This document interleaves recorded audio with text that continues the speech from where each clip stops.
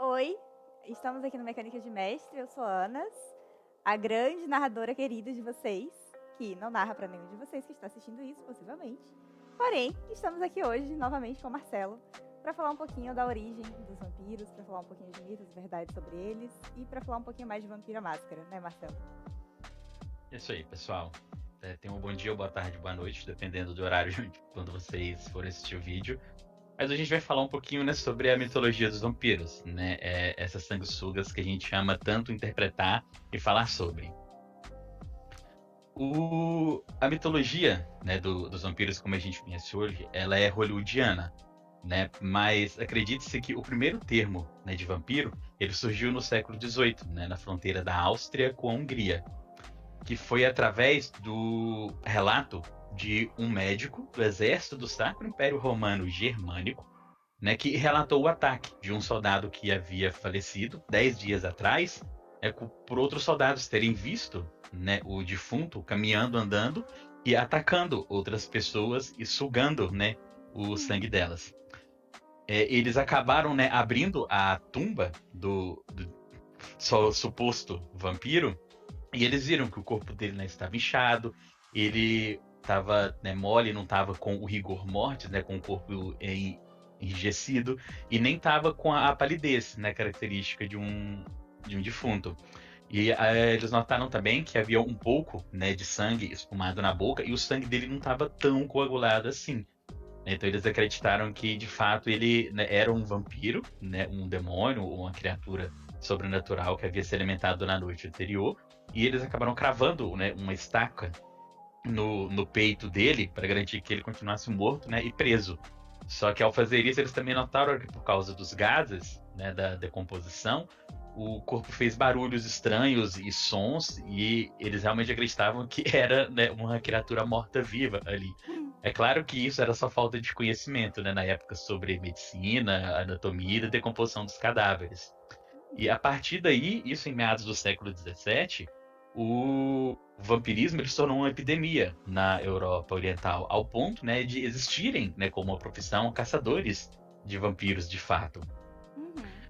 O que é de se esperar, né, na época, com o pouco conhecimento que se tinha, exatamente graças a um ambiente de guerra, toda a questão Uhum. da noite, toda a questão dos medos da guerra, essa alucinação coletiva ali, talvez, de um dizer que viu o amigo morto e o outro ir ali junto, e quando vão ver, tá ali, abre. E por causa exatamente do não conhecimento da medicina, como é hoje, por causa do destacamento, fazer esse barulho e julgarem ser uma criatura morta-viva por causa disso. E essa epidemia do vampirismo, como você estava falando, da questão dos caçadores de vampiros que iam lá, né, abriam essas covas e estacavam ou algo do tipo também, é realmente por causa da falta de conhecimento e é uma visão muito menos hollywoodiana e muito menos amada do que nós temos hoje sobre vampiros, sobre principalmente Vampiro à Máscara. Exato, Anas. E é, como é que eu posso dizer? Essa paranoia, né, vampiresca, né, não que ela, né, simplesmente surgiu, o termo vampiro em si, né, surgiu nessa época e acabou se tornando essa paranoia coletiva. Mas a gente vê de relatos, né, de várias culturas no mundo todo de criaturas, sejam espectros, demônios, né, outros tipos de criatura, né, que se alimentavam da carne humana, bebiam o sangue, como as lâmias, né, e as estrigues dos romanos.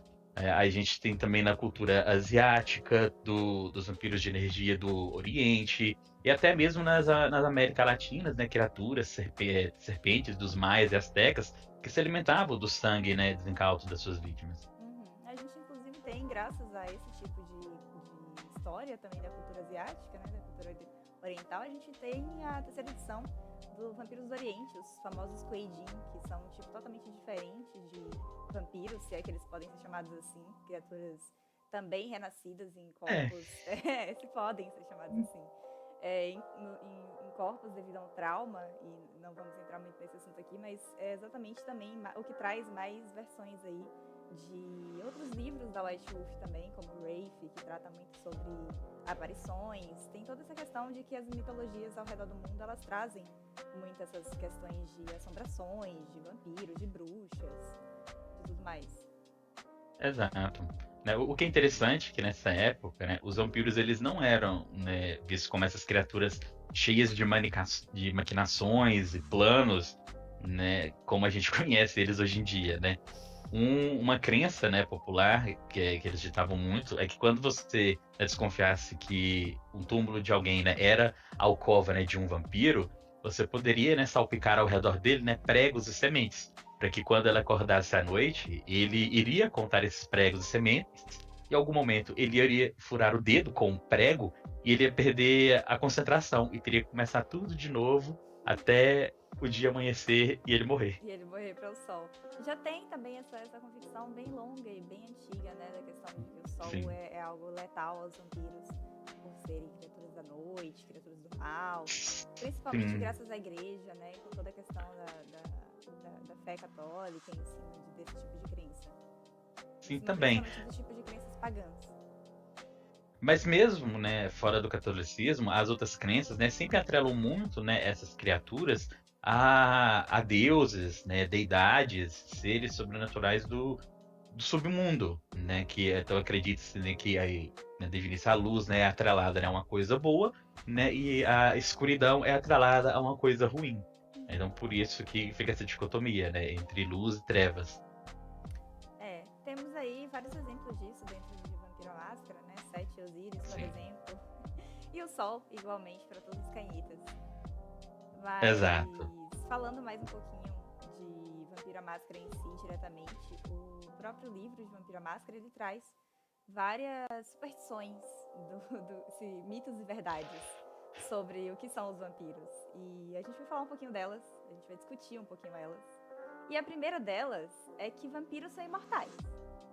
E aí, Marcelo, vampiros são imortais? Eles são imortais, né, até um certo ponto, né? Eles não são afetados, né, pela idade, o corpo deles não se decompõe, né, de fato, mas acreditar que eles são imortais, né, no sentido de invencibilidade, aí já é um pouco de megalomania do Cainita, infelizmente.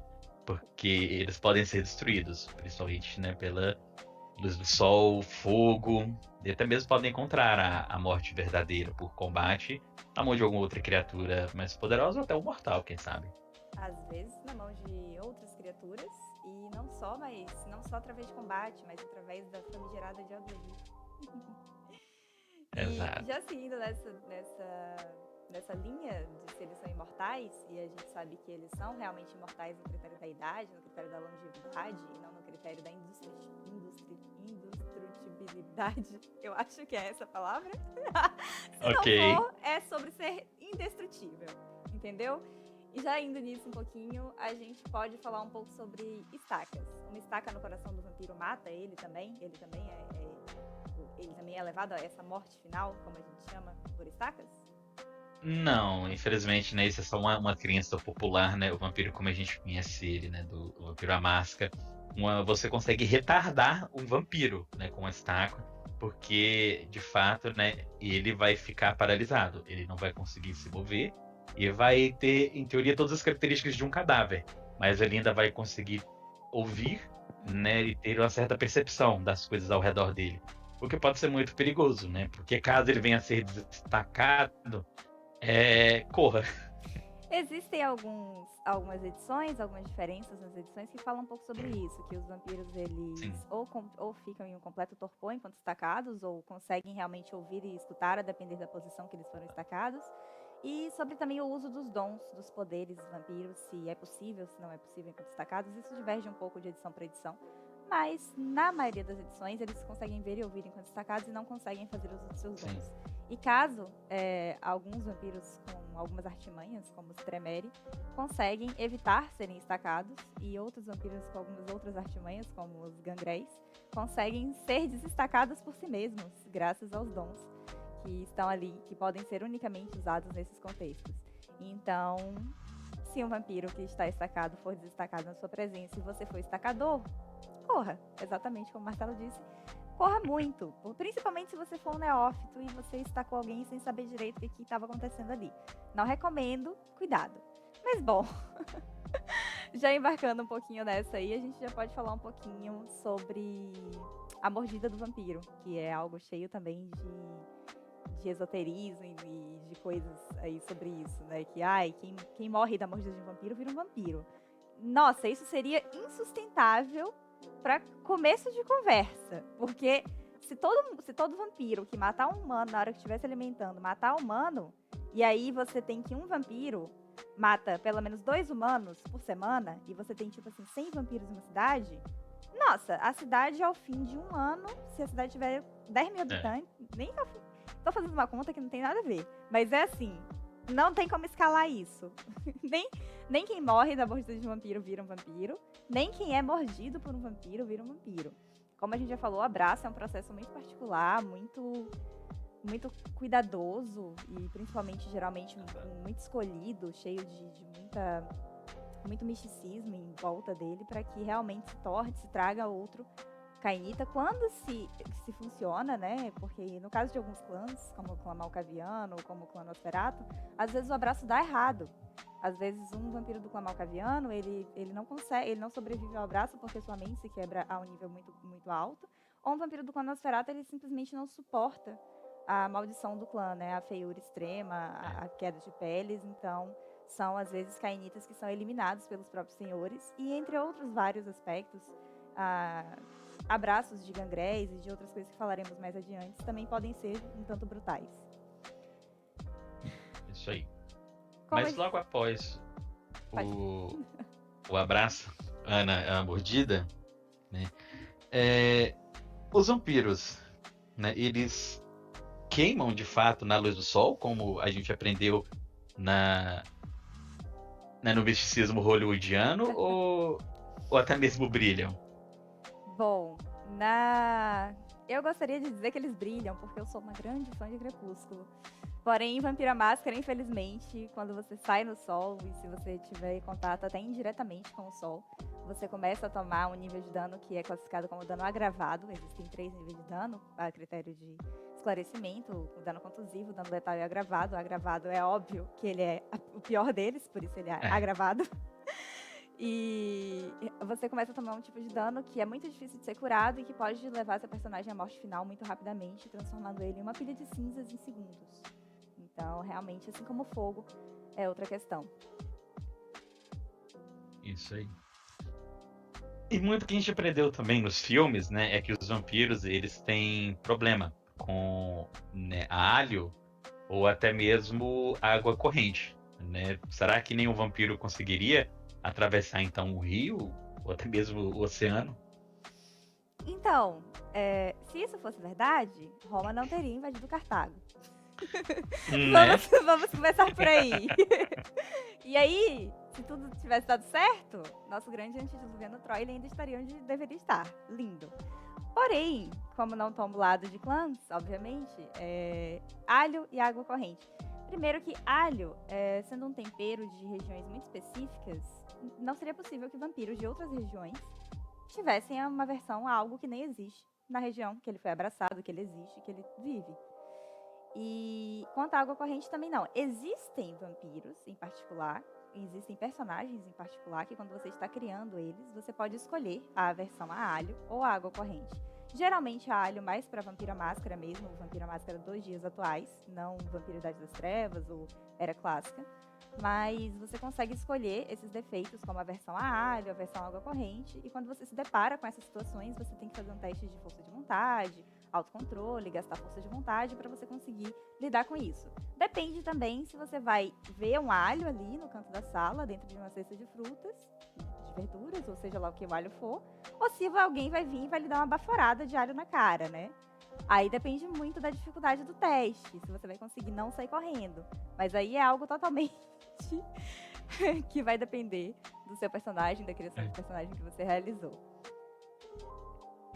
Isso aí. Né? Porque vemos e convenhamos, né? Uma pessoa com um hálito, com um cheiro muito forte, né, de alho, corre com qualquer um. Com certeza. Principalmente eu odeio alho. Eu corro mesmo, na minha ficha tem lá defeito, entendeu? Mas e aí, Marcelo, falando sobre essas coisas que repelem vampiros, vamos falar um pouquinho sobre cruzes e símbolos sagrados. Você acha que vampiros e Vampiro à Máscara eles são repelidos por cruzes, símbolos sagrados? Como é que isso funciona? Então, normalmente, né, isso é um mito, né? Muitas vezes, quando a gente vê, né, nos filmes, né, as pessoas fazendo, né, sinais da cruz, né, com os dedos para os vampiros, né, eles podem até mesmo começar a queimar. Rezando a Ave Mas Maria? é, em Vampiro à Máscara, normalmente isso é um mito. Mas raras exceções, né, quando cruzes, símbolos sagrados, ou até mesmo orações, estão atreladas, né, a uma característica muito especial do indivíduo, né, que é a fé verdadeira. Aí, isso pode complicar um pouco a vida do vampiro, e de fato repelir ele, ou até mesmo destruí-lo. Ou até mesmo destruí-la, depende da intensidade dessa fé, de como ela foi empregada sobre o vampiro. Exatamente. E isso, a depender, se você encontrar um indivíduo que, principalmente se você tiver auspícios 2 ali, você seu personagem com auspícios 2, percepção de aura, viu um negócio brilhando assim, um pouco dourado demais, pegue suas duas perninhas, vá pro lado oposto o mais rápido possível, se certifique que ele não viu. Principalmente com a Segunda Inquisição. É, Mas.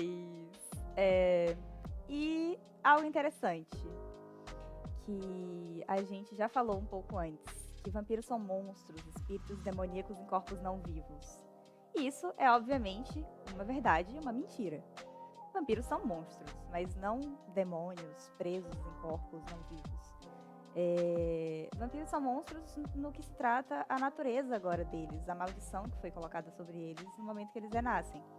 Então, mas assim, no critério de serem demônios, realmente em corpos humanos, não são. Em corpos não humanos, né? Em corpos não vivos, não são. E, por último, pra gente discutir bem isso aqui, o clássico. O clássico que a gente até vê em Crepúsculo, Edward lá, empurrando a Bella e ela quebrando lá o piano, e eles correndo pela floresta, e a rapidez e tudo mais, ou em The Vampire Diaries, o Damon parando lá e dizendo alguma coisa, hipnotizando alguém, apagando a mente de alguém. O clássico hollywoodiano que a gente vê. E que vampiros têm a força de 10 homens, que eles podem comandar animais, hipnotizar e apagar as memórias das pessoas e se curar até das piores feridas. E isso, Marcelo. Vamos discutir sobre isso. vamos lá. Isso é um mito e também uma verdade, né?